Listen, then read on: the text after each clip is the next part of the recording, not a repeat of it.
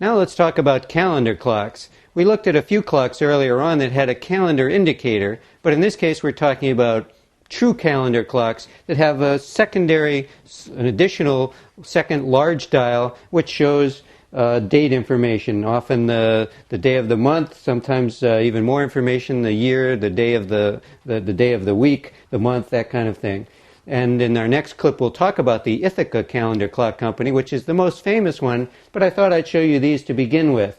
These are the National Calendar Clock Company, which was a company where the clocks were actually made by the New Haven Clock Company that we talked about. I have two of them here because just by coincidence I ended up with two in the shop at the same time, but this also gives us a little sneak preview of our talk about condition, because in this case we have basically the identical clock, but in one case we have the original grain painting and we have dials in slightly better condition. We have the gilding, which is still intact here, as opposed to repainted gold here, and a stripped basically and refinished mahogany case. If you just were looking at this one without this one, you think, oh, great calendar clock.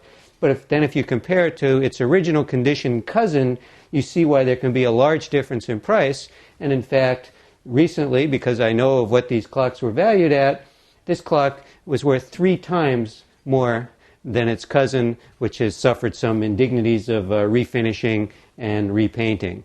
But just keep even so, these large double-dial calendar clocks, very collectible, very interesting to have, and sometimes pretty complicated to make work correctly too.